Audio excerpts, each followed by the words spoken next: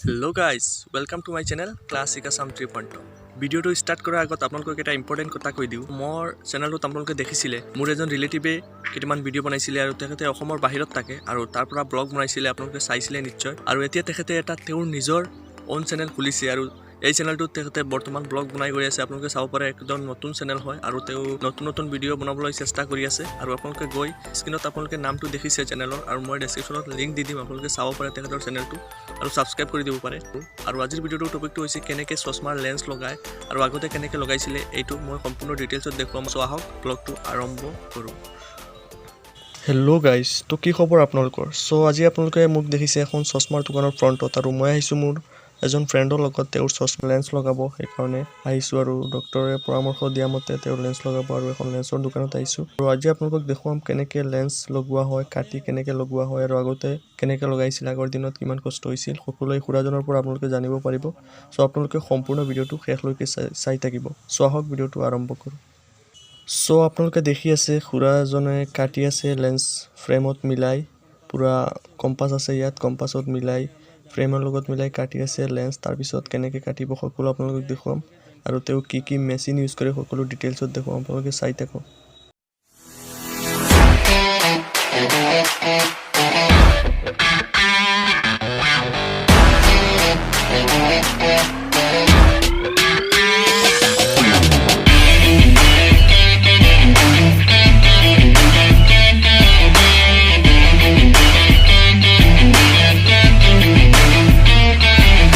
চ' guys আপোনালোকে দেখিলে লেন্সটো frame মতে মিলাই জোখ মাখ লৈ পূৰা মেজাৰমেণ্ট কৰি এতিয়া কাটিছে, তাৰপিছত মেচিনত চিন দিছে, তাৰপিছত মেচিনত কাটিব আপোনালোকক দেখাম। চ' গাইজ চাওক এতিয়া মেচিনত কাটি আছে। ফাৰ্ষ্টত এইটো মেচিন অন কৰিছে, অন কৰি চাওক খুৰাজনে কাটি আছে আৰু এইটো আপোনাৰ কাৰেণ্টত চলে মেচিনটো। চাওক মই ষ্টাৰ্ট কৰিছে আৰু এতিয়া এই ডাঙৰ গ্লাছখন যেনেকুৱা চাইজত দিছে সেইটো চাইজত সৰু কৰিব আৰু চাওক বৰ্তমান এইবিলাক লেন্স কাটোতে সহজ হৈ গৈছে, আগতে পূৰা কাচৰ আছিলে আৰু কাটোতে কষ্ট হৈছিলে আৰু এনেকুৱা মেচিনো নাছিলে। চাওক এতিয়া যেনেকৈ সহজে কাটি গৈ আছে আৰু এতিয়া লেন্সবিলাক ফাইবাৰৰ হয় সেইকাৰণে অলপ সোনকালে কাটি যায়, আগতে ইমান সোনকালে কাটিব নোৱাৰিছিলে। চাওক কাটি আছে, তাৰপিছত ফিনিচিং কৰিব।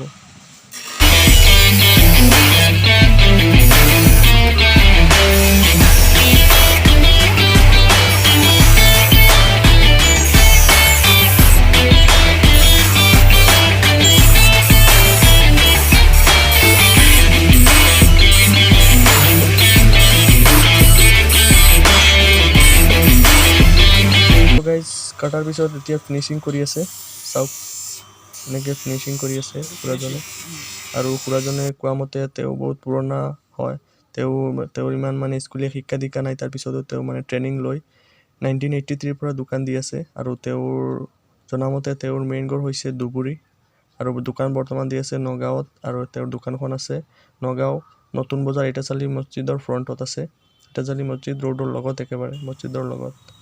চ' আপোনালোকে এনেকৈ লেন্স লাগিলে আহিব পাৰে আৰু চাওক তেওঁৰ দোকানত বহুতো ফ্ৰেম আছে, লগতে আপোনাৰ লেন্সো লগাই দিয়ে। জাষ্ট আপোনাৰ খালি লেন্সৰ মেজাৰমেণ্টটো আপুনি লৈ আহিব লাগিব ডক্টৰৰ পৰামৰ্শ মতে, ডক্টৰে দিয়া প্ৰেছক্ৰিপশ্যন মতে। আৰু চাওক তেওঁৰ দোকানখনৰ নাম হৈছে ৰশ্নি অপ্টিকেল আৰু বহুত ভালকৈ বনাই দিছে খুৰাই আমাৰ লেন্সখন, মানে মোৰ ফ্ৰেণ্ডৰ লেন্সখন। আৰু আপোনালোকে চাওক আৰু আপোনালোকক লাষ্টত টেষ্ট কৰি দেখাম লেন্সখন কেনেকৈ হৈছে, কিমান ধুনীয়া হৈছে। চ' আপোনালোকে চাই থাকক।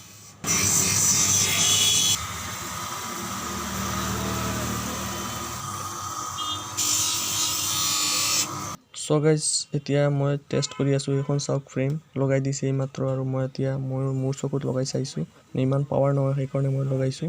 চ' আপোনালোকৰ এইটো ভিডিঅ' কেনেকৈ লাগিল নিশ্চয় কমেণ্ট কৰি জনাব আৰু যদি ভিডিঅ'টো চাই ভাল লাগিল প্লিজ লাইক কৰিব, শ্বেয়াৰ কৰিব আৰু আপোনালোকৰ এনেকুৱা লেন্স লাগিলে আহিব ৰশ্নি অপ্টিকেলছ, এইখন দোকানত আহিব পাৰে।